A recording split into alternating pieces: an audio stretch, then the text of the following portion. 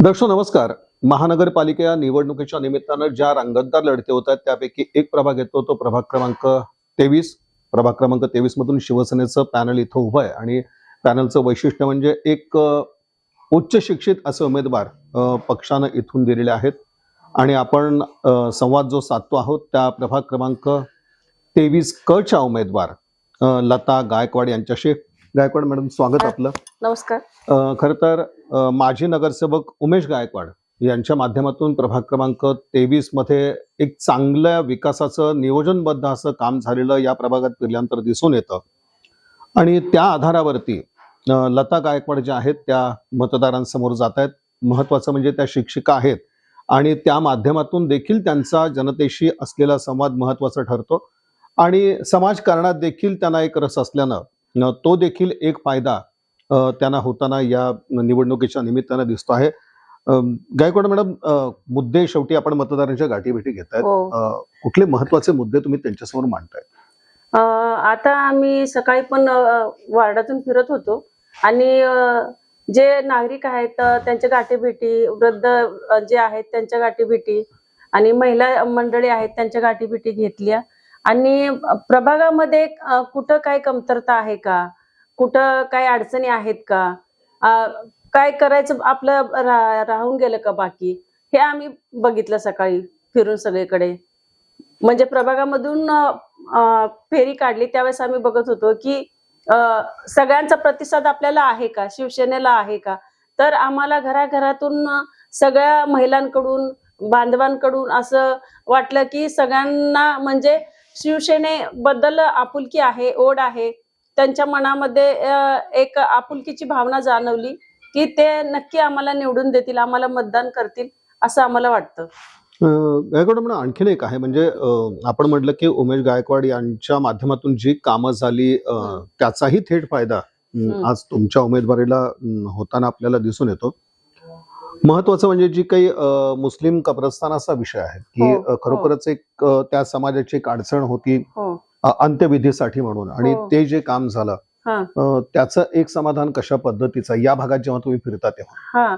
म्हणजे मी त्या 1982 ला काहीतरी ती घटना घडलेली होती सलगर वस्तीमध्ये. त्यावेळेस ते कब्रस्तानचं खूप मोठा प्रॉब्लेम झालेला आणि त्यावेळेस माझे वडील सरपंच होते. मला माझ्या वडिलांपासून वारसा भेटला आणि त्यानंतर माझे भाऊ उमेश ईश्वर गायकवाड हे नगरसेवक, माजी नगरसेवक, आणि त्यांनी या वडिलांनी स्मशानभूमीसाठी स्वर्गीय तात्या विष्णुपंत कोठे आणि माझे वडील यांच्या माध्यमातून मुस्लिम लोकांसाठी कब्रस्तानची जागा अवेलेबल करून दिली. त्यानंतर त्या जागेवर उमेशनी सगळं म्हणजे वॉल कंपाऊंड असू द्यात, फॅन असू द्यात, फरशीकरण असू देत, तिथं जेवढं काही लागतं काम म्हणजे त्या ह्याच्यासाठी कब्रस्तानसाठी तेवढं सगळं काम उमेशनी त्याच्या माध्यमातून करून दिलेलं आहे. त्यामुळं आम्हाला खूप समाधान आहे आणि इथल्या लोकांना सुद्धा त्यांची ती गरज होती आणि त्यांना कुठं बाहेर जाता येत नव्हतं. त्यामुळे इथल्या लोकांना ते काम केल्यामुळे त्या लोकांच्या मनात आमच्याबद्दल आपुलकी निर्माण आहे आणि आम्हाला माझ्या वडिलांचा आणि तात्यांचं पण एक इच्छा आम्ही पूर्ण केली. असं उमेशच्या माध्यमातून ती इच्छा पूर्ण झाली आणि उमेशच्या हाताला ते यश आलेलं आहे आणि उमेशने ते यशस्वीरित्या पार पाडलेलं आहे. उमेशने वार्डातील कामं असतील, रोडच्या असतील, ड्रेनेजच्या असतील किंवा पाण्याचे असेल, सगळी कामं ह्या वार्डातली केलेली आहेत. त्यामुळे सगळे नागरिक आम्हाला लक्षात ठेवतील असं वाटतं. आणि याचवर तो महत्वाचा भाग येतो की म्हणजे निवडणुकीला सामोरे जात आहे ते तुम्ही गायकवाड कुटुंबियांचं एक मोठं काम दिसतं. मुस्लिम कब्रस्तानाचा विषय जर आपण महत्वाचा आहेच तो सगळ्या गोष्टीचा, कारण जेवढ्यात मोठं काम आपण ते म्हणावं की एखाद्या समाज घटकाला न्याय देण्याचं. पण याचबरोबर आणखीन जी विकास कामं झाली या भागातून तुम्ही हे जेव्हा परिसरातून तुम्ही स्वतः जेव्हा फिरता तेव्हा त्याचं एक महत्व कशा पद्धतीने वाटतं की जे आपल्या माध्यमातून यापूर्वी कामं झाली? म्हणजे आता सलगर वस्तीमध्ये अगोदर रस्त्यांचा खूप प्रॉब्लेम होता, चिखल वगैरे व्हायचा, रस्ते चांगले नव्हते. ज्यावेळेस उमेश नगरसेवक झाला त्यामुळं आमच्या गल्लीबोळातील जे रस्ते आहेत ते सगळे रस्ते त्यांनी करून घेतलेले आहेत. तुम्ही सलगर वस्तीमध्ये कुठेही फिरा असा एखादा रस्ता असं दिसेल, पण बाकीचे तुम्ही ह्या टोकाला उभारलात तर तुम्हाला समोरचं टोक दिसू शकेल असे रस्ते त्यांनी करून घेतलेले आहेत.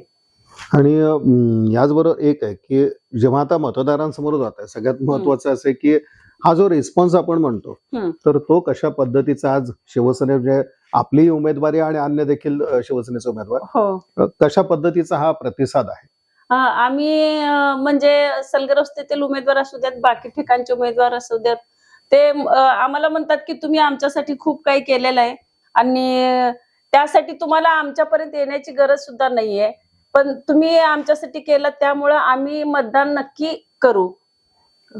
याचबरोबर आणखीन एक आहे की एक महिला उमेदवार म्हणून महिलांमधून होणारं स्वागत हे पण एक महत्वाचा भाग त्यामध्ये ठरतो. तो एक संवाद कशा पद्धतीचा असतो तुमचा आणि त्यांचा संवाद कशा पद्धतीचा असतो मतदारांना? हा महत्वाचा भाग आहे. सगळ्या महिला म्हणजे एक महिलाच एका महिलाला समजून घेऊ शकते आणि महिलांच्या काय अडचणी असतात एक महिला समजू शकते आणि मी पण प्रभागामधून फिरत असते.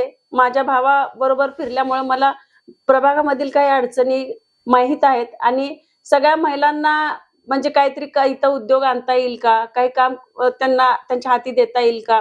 इथं आमच्या सलगर वस्तीमध्ये सगळे गोरगरीब जनता आहे, महिला आहेत, त्या शेतामध्ये कामाला वगैरे जातात. त्या शेतात वगैरे न जाता दुसरीकडे कुठं न जाता इथं काही म्हणजे एखादं पापडचा उद्योग वगैरे तसं काही करता येईल का, मशीन वगैरे असतात तसं काही आपल्याला एक प्रोजेक्ट आणता येईल का, असं मला सारखं वाटतं आणि ते मी जर हे निवडून आले तर महिलांसाठी नक्की करेन. त्यांच्या हाताला काहीतरी काही काम द्यावं अशी माझी खूप इच्छा आहे आणि समाज शाळेपासून आतापर्यंत असं वाटतं की आपण शाळेमध्ये शिकवताना सगळंच येतं आपल्याला. शाळेमध्ये आपण विद्यार्थ्यांना शिकवत असतो, समाजाने आपल्या परिसर असं शिकवत असतो. त्यामुळं परिसरामध्ये परिसर कसा सुशोभित करायचा आणि आपला परिसर कसा स्वच्छ सुंदर करायचं हे मला नक्की माहित आहे. त्यामुळे मी हा प्रभाग खूप सुंदर करेन. मॅडम आता म्हणजे महिलांचे प्रश्न तुम्ही म्हणलात आणि खरोखर एक चांगली अशी गोष्ट तुम्ही सांगितली की महिलांचं आरोग्य शिक्षण या बाबतीत खरंच तुमचं एक लक्ष घालण्याचा तो मानस आहे. पण यावर महिला वर्ग म्हटलं की थोडासा पाण्याचा प्रश्न येतो. म्हणजे महिला वर्गाची चर्चा असते ती पाण्याची. या प्रभागात पाण्याची परिस्थिती कशा पद्धतीची आहे? आमच्या प्रभागात पाण्याचं काही अडचण नाहीये, भरपूर पाणी येतं आम्हाला. पाण्याची पाईपलाईन म्हणजे वगैरे उमेश पाटील यांना एक पाणीदार नगरसेवक म्हणून पण ओळखलं जातं. तर पाण्याची जी मोठी कामं झाली त्याचा एक मतदारातून ते समाधान कसं व्यक्त होतं? पहिलं आम्ही स्वतः सुद्धा असं 1, 3, 4 हे सोडून मग जायचं पाणी आणायला, हांडे वगैरे घेऊन. ज्यावेळेस उमेश नगरसेवक झाला त्यावेळेस सलगर वस्तीमधील पाण्याची पाईपलाईन वगैरे त्यांनी सगळी करून घेतली. आता कुठल्याही महिलेला कधीही पाण्यासाठी दुसऱ्यांच्या शेजाऱ्यांकडे सुद्धा जावं लागत नाही, कारण एवढ्या ह्याच्याने पाणी आमच्या दारापर्यंत पोहोचलेलं आहे. त्यामुळे सगळ्या महिला ह्या खुश आहेत. यावर आता सगळ्यात महत्वाचा उल्लेख जर करायचा म्हटलं तर लता गायकवाड या ज्या आहेत त्या शिक्षिका आहेत आणि शिक्षिका म्हणून विद्यार्थ्यांशी त्यांचा संवाद असतो, पालकांशी त्यांचा संवाद असतो. शिक्षिका असण्याचा फायदा कसा होतो आणि ती एक विद्यार्थ्यांची पालकांची भेट तुमच्या प्रभागात कशी होत असते? शिक्षिका असण्याचं महत्व म्हणजे शिक्षिका असल्यामुळं मला आपण म्हणतो ना जनरल नॉलेज, आपण 4 लोकांमध्ये बसलं उठलं तरच आपल्याला काही गोष्टींची माहिती भेटते आणि मी शिक्षिका असल्यामुळं काही अडचणी विद्यार्थ्यांच्या असू द्यात, त्यांच्या घरच्यांच्या असू द्यात, आपण एकमेकाशी संवाद साधल्यामुळे आपल्याला त्या गोष्टी समजत असतात आणि आपण ते विद्यार्थ्यांचे प्रश्न सोडवतो. तसंच आपल्या समाजामधील पण काही प्रश्न असतील ते आपण सोडवू शकतो.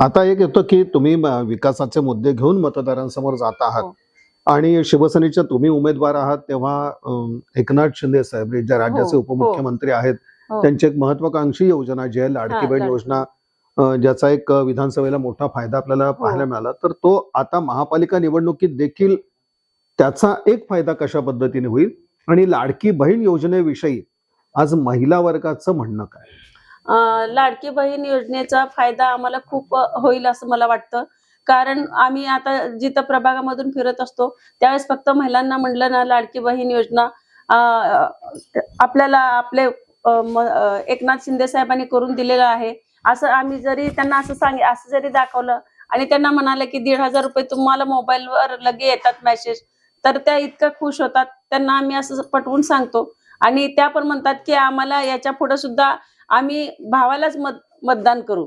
हे झालं की एक त्या योजनेबद्दलचं एक तुमचा जो विश्वास आहे तो. अ, जे विरोधी पक्षातले उमेदवार पाहिल्यानंतर काय वाटतं? म्हणजे ते निवडणूक आखाड्यात आहेत, पण एक त्यांच्याबद्दल काय वाटतं? किंवा नाही. ही लढत कशा पद्धतीची होईल असं वाटतं? हा लढत म्हणजे काय सर, आता ज्याच्या लोकशाहीत त्याच्या सगळ्याला हा उभारण्याचा अधिकार आहे. आपण कुणाला दबाव आणून काय मतदान करू शकत नाही. ज्याची हं. त्याची इच्छा असते आणि इच्छाशक्ती आणि ज्याचे त्याचे काम काम प्रभागामधील कामच तुम्हाला विलक्षण मध्ये विजय करणार आहे.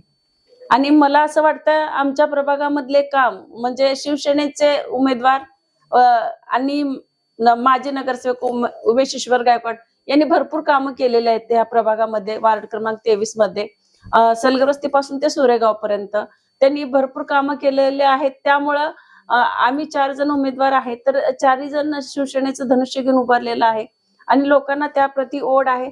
तर ते नक्की आम्हाला निवडून देतील अशी आशा वाटते. एक शिवसेनेचा बालेकिल्ला म्हणून पण प्रभाग क्रमांक हो, 23 23 ओळखला जातो. हा, हे एक ओळखला वातावरण जातो. तुम्ही कशा पद्धतीने बघितलेलं आहे? कारण इथं सगळे शिवसैनिकच आहेत आणि नियोजन काय आपण म्हणतो ना, नियोजन अगोदर कुठल्याही गोष्टीचं नियोजन केलं पाहिजे. नियोजन केल्याशिवाय कुठली गोष्ट सक्सेस होत नाही. तसं सगळ्याचे सूत्रधार म्हणजे करता करविता एकनाथ साहेब शिंदे सर आहेत आणि त्याच्यानंतर जर कोणी असेल तर उमेश गायकवाड. ते या प्रभाग क्रमांक 23 मधील सगळे सूत्र ते स्वतः हलवतात आणि ते असे निर्णय घेतात, ते निर्णय कधीही चुकीचे ठरू शकत नाहीत. त्यांची निवड जी आहे ती योग्यच आहे आणि ते प्रभागामध्ये एकमेव असे व्यक्ती आहेत जे सगळ्यांना सोबत घेऊन, सगळ्या जातीच्या असतील, समाजाच्या असतील, सगळे लोक त्याच्या सोबत असतात. त्यामुळे त्यांनी जो निर्णय घेतील आणि जो प्रभाग आहे त्यामध्ये जो काही अडचणी असतील ते नक्की सोडवू शकतात आणि त्यांच्या मार्गदर्शनाखाली आम्ही आहे, तर आम्ही पण त्यांच्यासारखंच काम नक्की करू. मॅडम, आता हे सगळी प्रचाराची दुसरी तिसरी फेरी तुमची जवळपास झालेली आहे. हो. वातावरण कशा पद्धतीचं आहे प्रभाग 23चं? म्हणजे आपण बघितलं तर अगदी तो सोरेगाव पर्यंतचा हा सगळा हो. मतदारसंघ, इकडे सलगर वस्ती सगळा भाग येतो. हो. एक मोठं क्षेत्र आहे. वातावरण कसं आहे? प्रभाग क्रमांक 23 हा खूप मोठा भाग आहे.